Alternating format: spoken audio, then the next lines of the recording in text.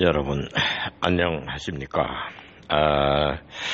지금 그 신플라톤 철학 강의를 시작하였습니다. 지난번에 신플라톤 철학에 대해서 설명하면서 플로티누스에 대한 생애에 대하여서 말씀을 드렸습니다. 거기에서 제가 잘못 알고 있었던 점을 말씀드리고 이 시간 사과드리면서 제가 잘못 말씀드린 내용을 수정합니다. 그것은 플로티누스가 당대 로마 시대 최고의 그 위정자인 황제의 고문을 했는데 마커스 아우렐리우스 황제의 고문을 한 것이 아니고 그 이후에 발레리아누스라는 그 황제와 그 아들 갈리에누스 그 두 황제의 고문을 했습니다. 마커스 아우렐리우스는 플로티누스보다 한 80년 전에 황제를 했고 그 마커스 아우렐리우스가 죽고 난 이후에 플로틴이 태어났습니다. 그래서 수정을 합니다. 그래서 발레리아누스의 그 부인, 즉 갈리에누스 그 아들의 어머니, 그 갈리에누스가 플로틴의 강의를 들을 때 자주 어머니를 대동코 플로틴의 강의를 들었다, 그런 이야기입니다. 사과를 드리고, 제가 아주 오래전에 독일 유학에서 신플라톤 철학 강의를 들었을 때 기억이 조금 잘못돼서 제가 잘못 알고 있었다는 것을 말씀드리고 수정하는 바입니다. 그러면 이 플로티누스가 어떻게 생활하였는가, 그 간단한 플로티누스의 생애에 관해서 설명을 드렸는데, 한 50대 초반서부터 글을 쓰기 시작했습니다.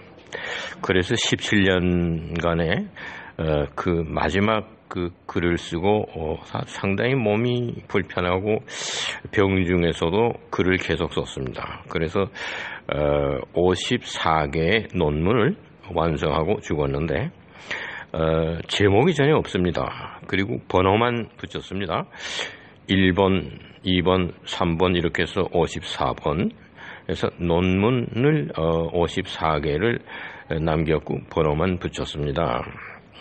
그랬는데 그 포르피리우스라는 그 플로티누스의 제자가 약 한 5년에 걸쳐서 그 내용을 참 심오하고 좋은 아름다운 글입니다. 그 내용을 다 정리하고 해서 6권의 책으로 그것을 펴냈습니다. 근데 인쇄책이 없었으니까 그 글씨 잘 쓰는 사람, 칼리그래프에게 부탁해서 아마 그 베끼는 사본을 하는 그런 방법으로 그 플로틴의 저작 54개의 논문을 6권의 책으로 그렇게 편집해냈습니다. 그런데 우연의 일치인지는 몰라도 한 권에 9개의 그 장, 9개의 챕터가 들어있게 되었습니다. 그래서 9을 6번 곱했다. 그래서 그 책의 제목이 엔네아데스입니다. 엔네아데스인데 그 뭐라고 무슨 책이라고 그 제목을 붙일 수가 없는 정도로 모든 것에 관하여 다루고 있는 내용이었습니다. 그래서 엔네아데스다, 9을 6번 곱했다, 이러한 제목으로 6 곱하기 9 그러한 뜻의 제목을 붙였습니다. 엔네아데스입니다.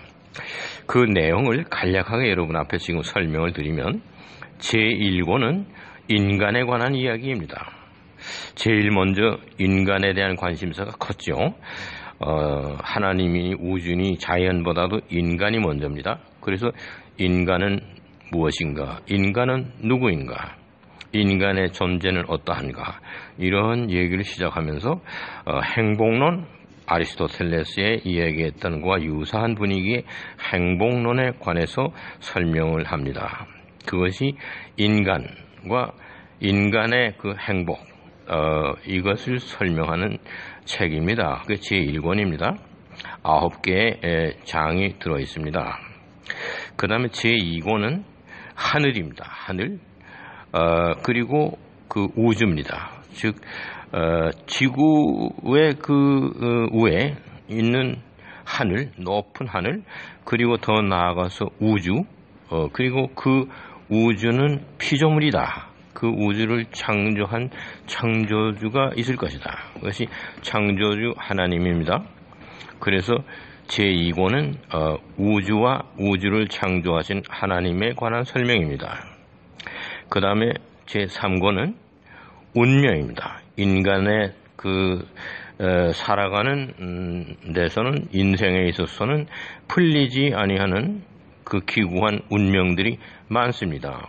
그 운명은 왜 생겨나는 것이며 그 운명은 어떠한 것인가? 이것을 운명을 하나님의 섭리로 해석하고 있습니다. 그래서 운명과 함께 하나님의 섭리에 관해서 설명을 하고, 그 다음에는 사랑이란 무엇인가? 영원한 것과 시간적으로 제한되어 있는 것, 그리고 자연은 영원과 시간이 합해져 있는 그런 모습입니다. 그래서 운명에 대한 이야기, 하나님의 섭리에 관한 이야기, 사랑에 관한 이야기, 또 영원한 것과 시간적인 것, 그리고 이 모든 것을 설명을 하기 위해서 자연이란 무엇인가? 그러면 지금 제1권은 인간에 관하여, 그리고 인간의 행복에 관하여, 제2권은 하늘과 우주와 이를 창조한 하나님에 관하여, 그 다음에 세 번째는 하나님의 섭리에 관하여, 그리고 인간의 운명에 관하여 이야기하고, 즉 자연 속에 벌어지고 있는 인간의 운명과 하나님의 섭리, 그리고 사랑, 이런 것을 설명하고 있습니다. 제4권은 영혼론입니다. 완전히 이 사고는 영혼에 대해서만 설명합니다. 그 영혼은 오직 한 가지입니다. 여러 가지의 영혼은 존재하지 않습니다. 영혼은 하나일 뿐입니다. 그리고 그 하나인 영혼은 불멸의 존재입니다. 영혼은 절대로 죽지 아니합니다. 그리고 멸하지 아니합니다. 이것이 제4권입니다. 그 다음에 제5권, 이것은 개체와 전체의 변증법입니다. 하나에서 여러 개가 나왔습니다. 가장 그 중요한 것은 유일자 하나입니다. 독일말로 다스 아이네, 그리스 말로는 헨, 토헨. 이것이 아름다움의 극치입니다.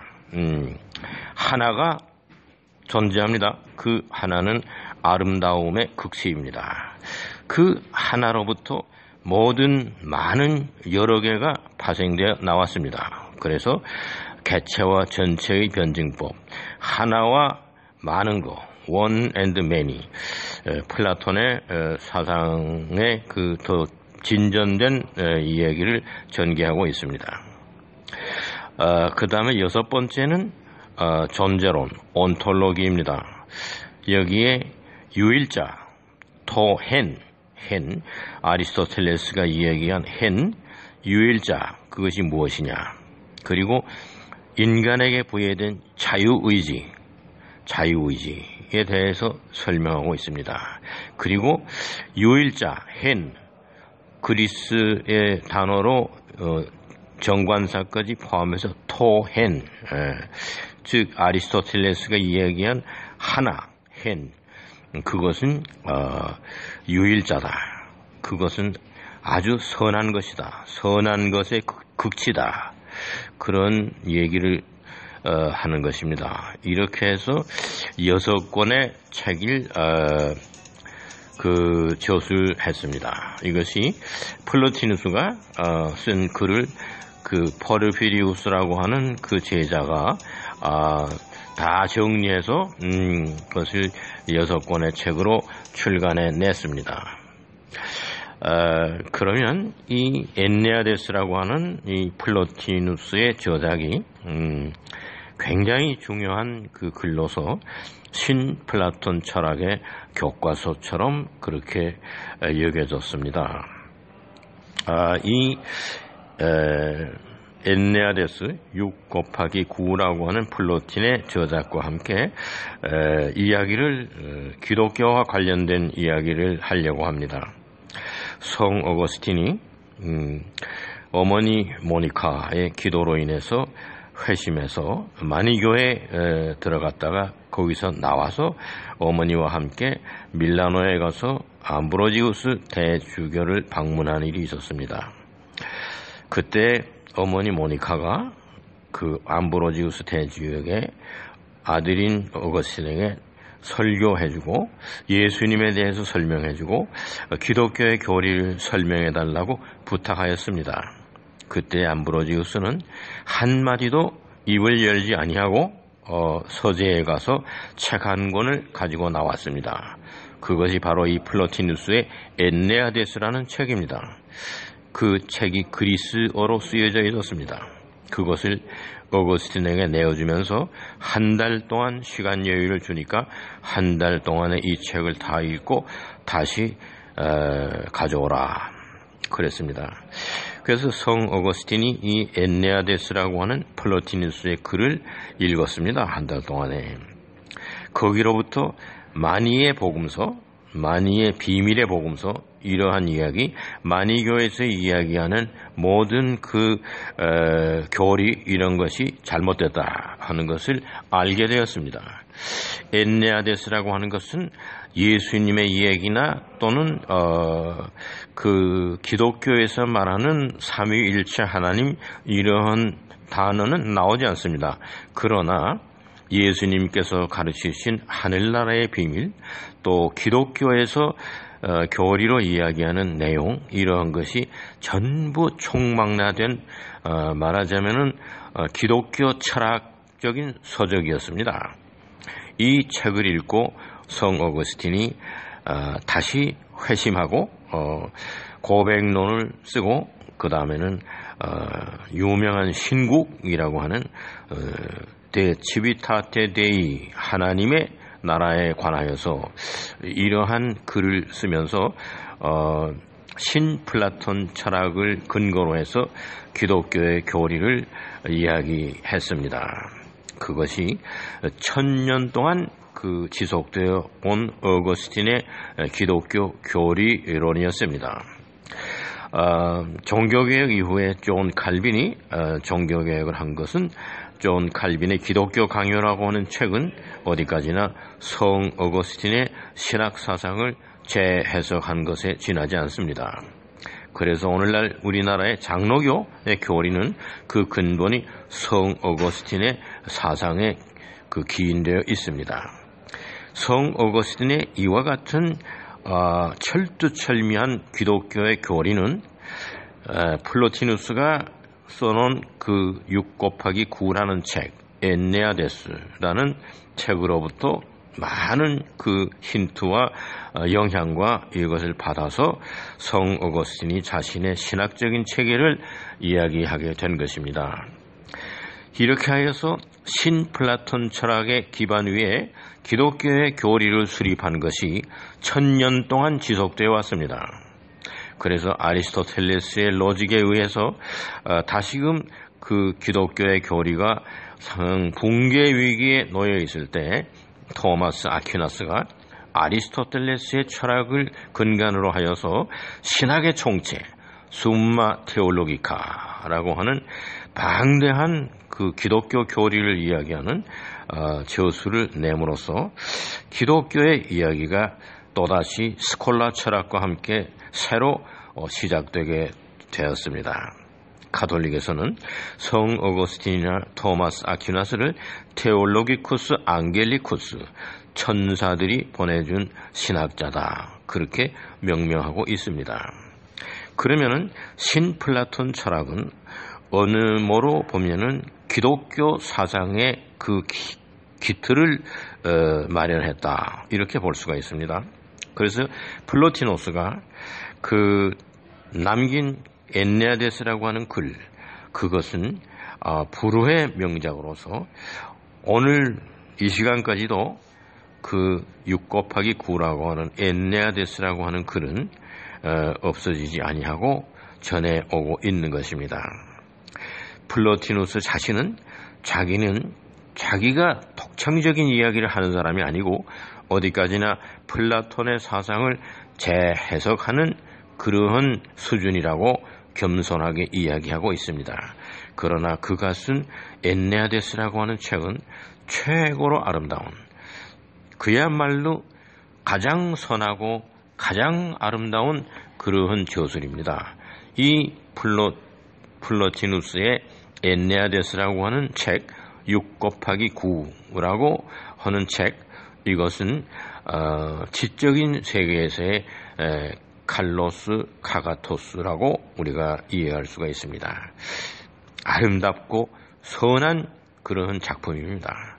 그래서 이 엔네아데스는 오늘날 그리스 말로 되어 있지만 라틴어로 이미 당대에 번역되었고 플로틴 당대에 라틴어로 번역이 되었으며 영어와 독일어, 일본어 등으로 다 번역되어 있는 아주 아름다운 사상적인 작품입니다. 플로티누스, 플라톤을 재해석하겠다고 이야기한 플로티누스가 신플라톤 철학을 창시한 그 태도로서 상당히 그 오랜 동안 이 플로티누스의 엔네아데스에 보여진 사상이 지중해 연안에 편만해 있었습니다. 플로티누스의 제자인 포르피리우스가 플로티누스의 사후에 자기 스승의 사상을 이어받아서 엔네아데스라고 하는 글을 잘 출간해내고 정리해내고 그 엔네아데스에 있는 내용을 마스터해서 플로티누스의 사상을 자기 나름대로 체계화하였습니다. 그래서 포르피리우스, 다음에 이암블리쿠스, 또 율리아누스, 그 다음에는 프로클로스, 이렇게 대신플라톤 학자들이 연속해서 약 200여 년 동안 그 지중해 연안의 사상적인 체계를 완전히 이끌고 그 주인 역할을 했던 역사가 있습니다. 이것이 알렉산드리아에서 출발한 신플라톤 철학이 로마에서 꽃을 피웠습니다. 그래서 플로티누스는 자기가 설립한 그 아카데미에서 상당히 오랜 동안 아마 거의 20년 가까이 가르치고 연구하고 그렇게 하고 마지막에는 54편의 논문을 썼는데 제목을 붙이지 않고 그냥 글만 썼습니다. 그것을 제자인 포르피리우스가 6권의 책으로 정리하면서 각 책마다 9개의 장으로 만들어서 결국은 9을 6번 곱했다, 이러한 제목을 붙여서 엔네아데스라고 하는 그런 글을 후세에 남기게 된 것입니다. 그러면 신플라톤 철학에서 이야기하고는 하는 것은 무엇인가?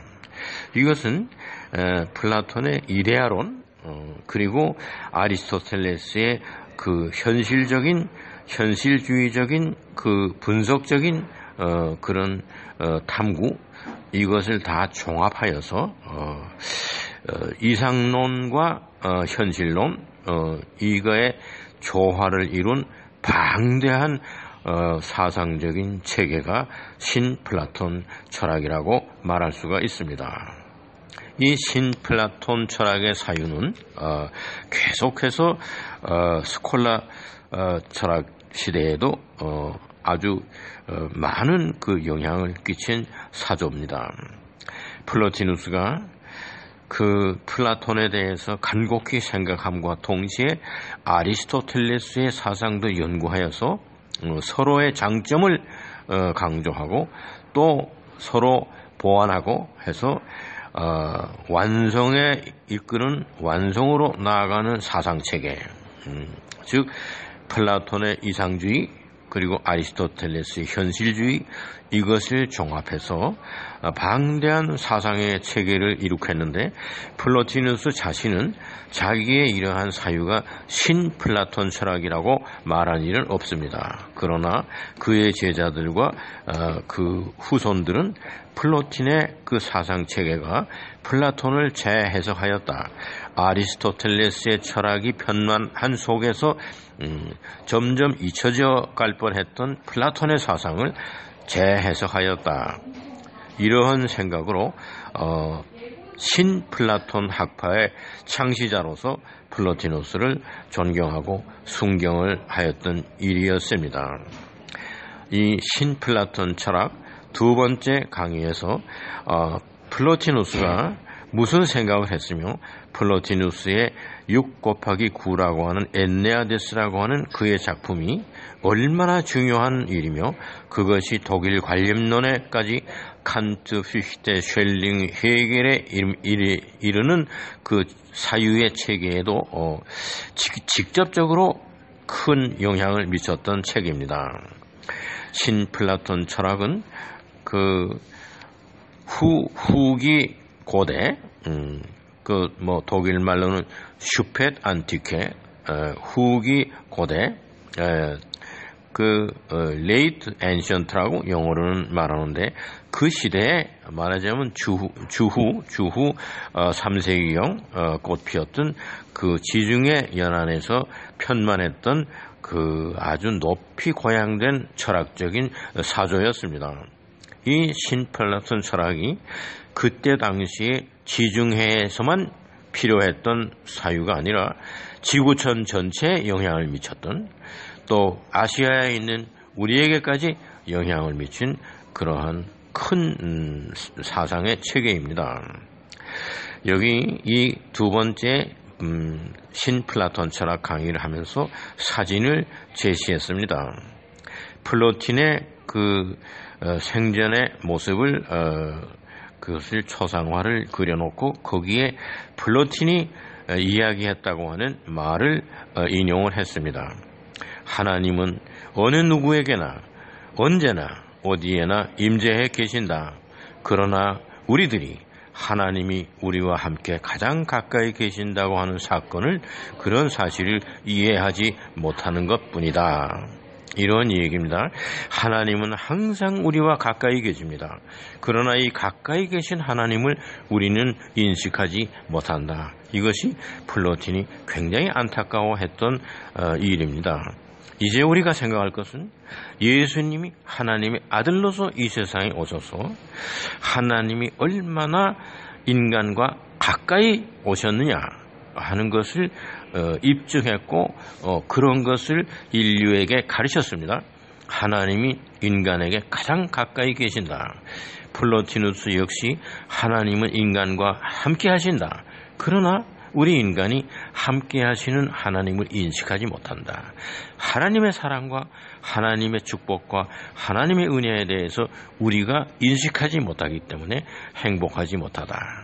플로티누스의 행복론은 가까이 계신 하나님을 발견하고 가까이 계신 하나님을 믿고 의지하고 살 때에만 인간은 행복하게 될 수 있다. 이러한 결론을 가르쳐준 사람입니다.